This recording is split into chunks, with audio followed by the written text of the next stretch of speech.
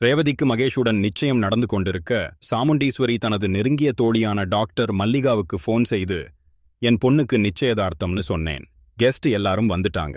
நீ மட்டும் இன்னும் வராம என்ன பண்ணிட்டு இருக்க என்று கேட்க, டாக்டர் மல்லிகா அங்கேதான் வந்து கொண்டிருக்கிறேன் என்று தனது குழந்தையுடன் மண்டபத்திற்குள் நுழைகிறாள்.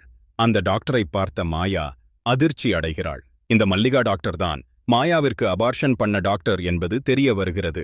இப்போ மகேஷை மட்டும் இந்த டாக்டர் பார்த்துவிட்டால் எல்லா திட்டமும் வேஸ்டா போயிடும் என்று பதறுகிறாள். இதைத் தொடர்ந்து மகேஷை அழைத்து வர சொல்ல அவன் வரமாட்டேன் என்று அடம்பிடிக்க கார்த்திக் வலுக்கட்டாயமாக அழைத்து வருகிறான். டாக்டர் மகேஷை பார்த்து விடுவாரா என்ற பில்டப் காட்சிகள் நகர்கிறது. விட்டால் மாட்டிக்கொள்வோம் என்ற பயத்தில் இருக்கும் மாயா டாக்டரின் குழந்தையின் கையை எடுத்து பேனுக்குள் விட குழந்தைக்கு காயம் ஏற்பட்டு ரத்தம் கொட்ட மல்லிகா குழந்தையை எடுத்துக்கொண்டு ஹாஸ்பிடல் கிளம்புகிறார். இதைத் தொடர்ந்து இன்றைக்கு என்ன நடக்கப் போகிறது என்று பார்க்கலாம்.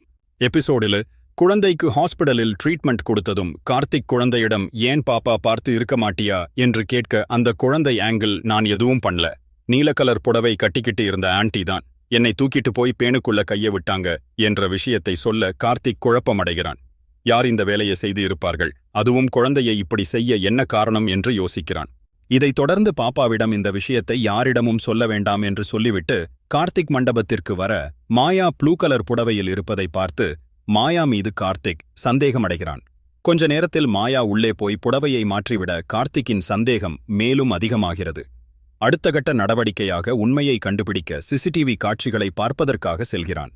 இந்த விஷயத்தை தெரிந்து கொண்ட மாயா மெயினை ஆஃப் செய்து கார்த்திக்கை திசை திருப்பி உள்ளே சென்று ஆதாரங்களை தீயிட்டு அழித்து விடுகிறாள். பிறகு கார்த்திக் உள்ளே வந்து பார்க்கையில் எல்லாம் எரிந்து கிடக்க மேலும் கார்த்திக் அதிர்ச்சி அடைகிறான்.